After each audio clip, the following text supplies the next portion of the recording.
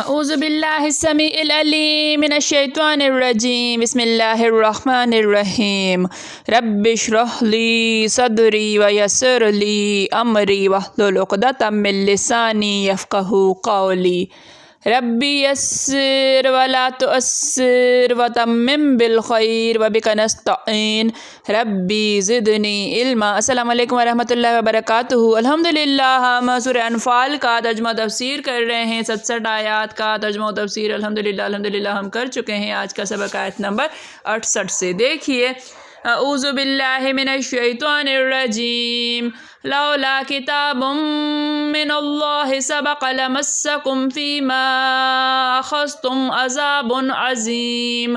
لولا لو اگر لا نہیں، کتاب لکھا ہوا ہوتا، من اللہ من سے اللہ کی طرف سے، سبق پہلے سے ہی، لمسکم ضرور مس پہنچتا کم تمہیں، فیما میں ما جو اس میں جو اخذ لیا تم نے، عذاب عظیم بڑا۔ لولا کتاب من اللہ سبق لمسکم فیما اخذتم عذاب عظیم، اگر لکھا ہوا نہ ہوتا اللہ کی طرف سے پہلے ہی تو ضرور تمہیں اس میں جو تم نے لیا ہے عذاب پہنچتا، بڑا عذاب پہنچتا۔ اگر اللہ کا حکم پہلے نہ ہو چکا ہوتا تو جو فدیہ تم نے لیا ہے اس کے بدلے تم پر بڑا عذاب نازل ہوتا۔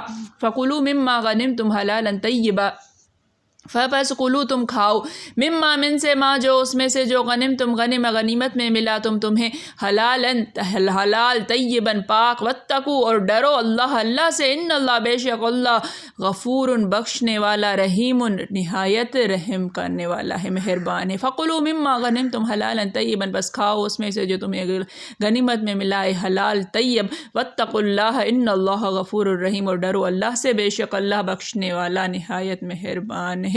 تو جو مال غنیمت تمہیں ملا ہے اسے کھاؤ کہ وہ تمہارے لیے حلال طیب رہے، اور اللہ سے ڈرتے رہو، بے شک اللہ بخشنے والا مہربان ہے۔ پچھلی آیت میں ہم نے پڑھا کہ اللہ تعالیٰ نے نبی کریم صلی اللہ علیہ وآلہ وسلم سے ارشاد فرمایا کہ تمہیں یہ نہیں تھا کہ یہ اجازت نہیں تھی کہ تم قیدیوں کو فدیہ دے کر اور چھوڑ دیتے، اسے قتل کرنے کا تھا۔ اللہ تعالیٰ کا ارادہ تھا کہ ان کو قتل کیا جائے، لیکن نبی کریم صلی اللہ علیہ وآلہ وسلم نے کچھ صحابہ کے مشورے سے انہیں فدیہ لے کر چھوڑ دیا، تو اب اس پر یہ آیت نازل ہوئی ہے کہ اگر پہلے ہی سے اللہ کی کتاب میں تمہارے لیے مال غنیمت سے حلال نہ لکھا ہوا ہوتا، اور جب تک ہم بیان نہ فرما دیں تب تک عذاب نہیں کیا کرتے، ایسا دستور ہمارا نہ ہوتا۔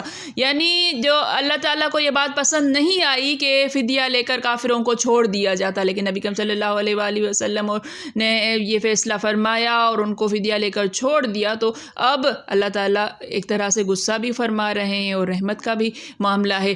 تو جو مال فدیہ تم نے لیا اس پر تمہیں بڑا بھاری عذاب ہوتا، اس طرح پہلے سے اللہ طے کر چکا ہے کہ کسی بدری صحابی کو وہ عذاب نہیں کرے گا، ان کے لیے مغفرت کی تحریر ہو چکی ہے۔ ام الکتاب میں تمہارے لیے مال غنیمت کی حلت لکھی جا چکی ہے، پس مال غنیمت تمہارے لیے حلال طیب ہے، شوق سے کھاؤ پیو اور اپنے کام میں لاؤ۔ پہلے لکھا جا چکا تھا کہ اس امت کے لیے یہ حلال ہے، یہی قول امام ابن جریر کا پسندیدہ ہے، اور اسی کی شہادت بخاری مسلم کی حدیث سے ملتی ہے۔ حضور صلی اللہ علیہ وآلہ وسلم فرماتے ہیں مجھے 5 چیزیں دی گئیں جو مجھ سے پہلے کسی نبی کو نہیں دی گئی تھی۔ مہینے بھر کے فاصلے تک میری مدد رعب سے کی گئی، میرے لیے پوری زمین مسجد، پاکی اور نماز کی جگہ بنا دی گئی، مجھ پر غنیمتیں حلال کی گئیں جو مجھ سے پہلے کسی پر حلال نہ تھی، مجھے شفاعت عطا فرمائی گئی، ہر نبی خاصتاً اپنی قوم کی طرف ہی بھیجا جاتا تھا، لیکن میں عام لوگوں کی طرف پیغمبر صلی اللہ علیہ وسلم بنا کر بھیجا گیا ہوں۔ آپ صلی اللہ علیہ وآلہ وسلم فرماتے ہیں کسی سیاہ سر والے انسان کے لیے میرے سوا غنیمت حلال نہیں کی گئی۔ پس صحابہ نے ان بدری قیدیوں سے فدیہ لیا، اور ابو داؤد میں ہے کہ ہر ایک سے 400 کی رقم بطور تاوان جنگ کے وصول کی گئی۔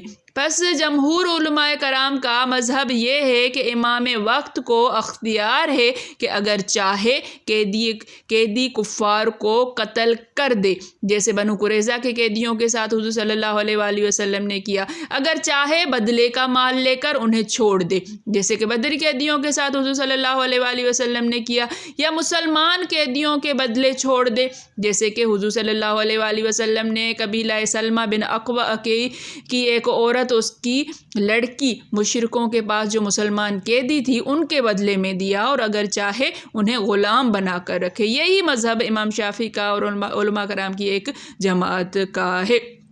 اللہ تعالیٰ سمجھنے کی توفیق عطا فرمائے، اللہ تعالیٰ قرآن مجید کے علوم پر عمل کرنے کی توفیق عطا فرمائے۔ میرے پڑھانے میں، آپ کے پڑھنے میں، میرے سمجھانے میں، آپ کے سمجھنے میں کوئی غلطی، خطا، بھول چوک ہو گئی ہو تو میں اللہ کے حضور میں توبہ کرتی ہوں اور معافی کی خواستگار ہوں۔ ربنا تقبل منا انک انت سمیع العلیم۔ السلام علیکم ورحمۃ اللہ وبرکاتہ۔